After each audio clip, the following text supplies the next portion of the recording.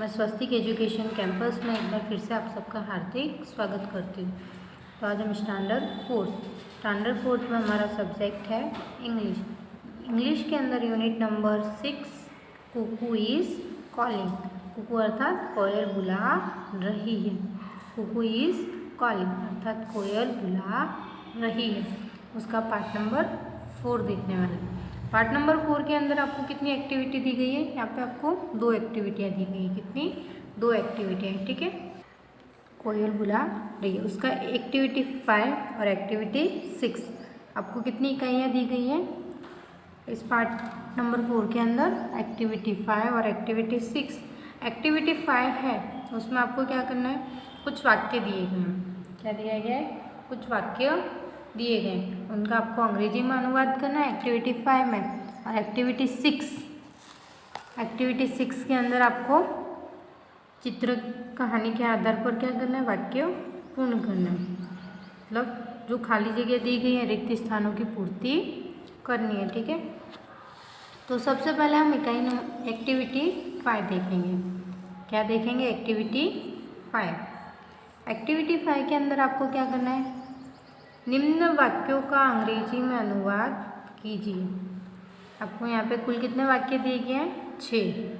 कितने वाक्य दिए गए हैं? 6। तो इन वाक्यों का क्या करना है? अंग्रेजी में अनुवाद करना है। क्या करना है? अंग्रेजी के अंदर अनुवाद करना है। पहला वाक्य, यह रोकी का घर है। दूसरा, कौन बोल रहा है। तीसरा, मैं मज़े में हूँ। चौथा, मोनू कहाँ है। उसके बाद पांचवा, किट्टू क्या करता है। छठा, चल चेस खेलें। तो ये जो है आपको चित्र कहानी बताई गई है, उसके आधार पर ही ये सब वाक्य दिए गए हैं जिनका अंग्रेजी में अनुवाद करना है, ठीक है।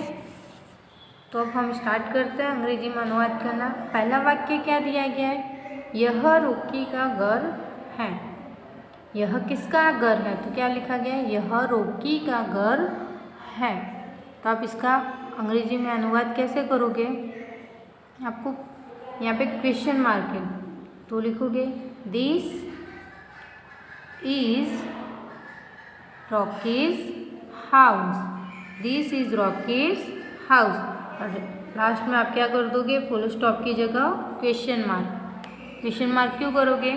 क्योंकि ये जो प्रश्न है वह पूछा गया है और उसी का हमने अनुवाद किया। यह रॉकी का घर है, तो this is Rockies house. This is Rockies house. अब उसके बाद दूसरा भी इसी प्रकार से करना है। कौन बोल रहा है। कौन बोल रहा है? तो अब किस तरह से आंसर लिखोगे? कौन यानी हु इज, रहा हैगा इज, बोल यानी स्पीकिंग। तो क्या लिखोगे आप? Who is speaking. Who is speaking. और लास्ट में क्वेश्चन मार्क। क्वेश्चन मार्क क्यों? क्योंकि यहाँ पे भी आपको क्वेश्चन मार्क दिया गया था, ठीक है। अब उसके बाद थर्ड नंबर का जो है वह क्या लिखा हुआ है? मैं मज़े में हूँ। मैं मज़े में हूँ। तो आप क्या लिखोगे? I am having fun. मज़े का क्या होगा? फन। मैं मज़े में हूँ, आई एम हैविंग फन। और लास्ट में फुल स्टॉप, क्योंकि यहाँ पे भी हिंदी में आपको क्या दिया गया है? फुल स्टॉप, पूर्ण विराम दिया गया, तो यहाँ पे आप फुल स्टॉप लगा दोगे, ठीक है। अब चौथे नंबर का जो सेंटेंस है वह क्या है? मोनू कहाँ है। मोनू कहाँ है। तो कहाँ के लिए क्या आएगा? वेयर। हे के लिए इज और मोनू का मोनू। तो मोनू कहाँ है। क्या लिखा गया है, मोनू कहाँ है। तो अब आंसर में क्या लिखो, उसका अनुवाद कैसे करोगे कहाँ के लिए, where is Monu, question mark, where is Monu, Monu कहाँ है। उसके बाद में पांचवा, किट्टू क्या करता है, किट्टू क्या करता है। तो what does Kittu do, Kittu क्या करता है। तो what does Kittu do, last में क्वेश्चन मार्क। ठीक है। अब उसके बाद में कौन सा आया, फिफ्थ के बाद में 6 नंबर, कौन सा आया, 6 नंबर, चल चेस खेलें, चल चेस खेलें। तो क्या लिखोगे, let's go playing chess, stop, पूर्ण विराम आ गया। तो लेट्स गो प्लेइंग चेस, चल चेस खेलें। तो इस तरह से आपको क्या करना है, हिंदी अर्थ का, हिंदी वाक्यों का आपको अंग्रेजी में अनुवाद करना है। तो एक बार हम वापस से देखते हैं। यह रॉकी का घर है, दिस इज रॉकीज हाउस। उसके बाद कौन बोल रहा है, हु इज स्पीकिंग।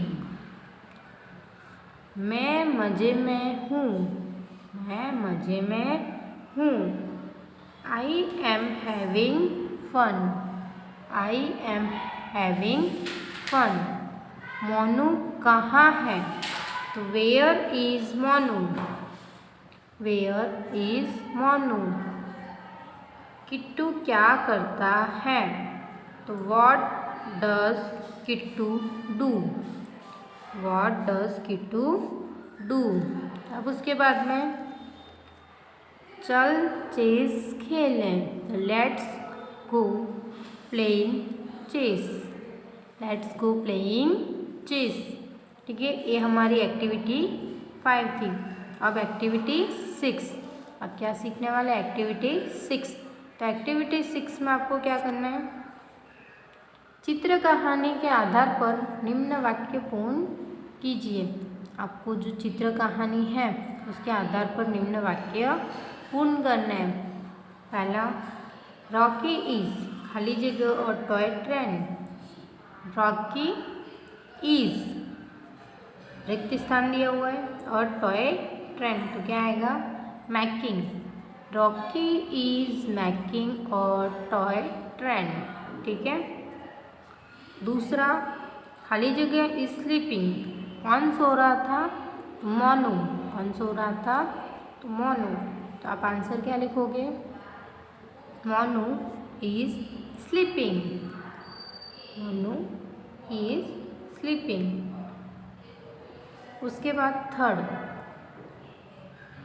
में क्या लिखा हुआ है, किट्टू इज खाली जगह, किट्टू इज खाली जगह। तो किट्टू जो था वह क्या कर रहा था, तो Kittu is drinking milk, Kittu is drinking milk. ठीक है। अब फोर्थ, खाली जगह ऑन द रूफ, खाली जगह ऑन द रूफ, तो क्या आएगा, Gittu on the roof, Gittu on the roof.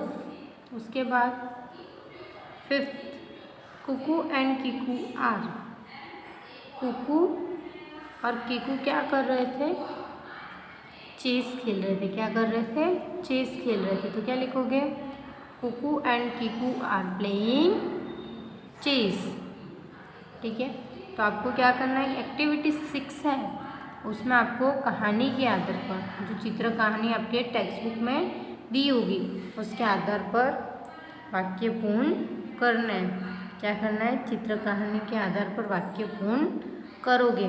और आज आपको होमवर्क में क्या करना है, एक्टिविटी 5 और एक्टिविटी 6 दोनों नोटबुक, स्वापोथी दोनों में लिखना है, ठीक है। तो जय गायत्री, अस्तु।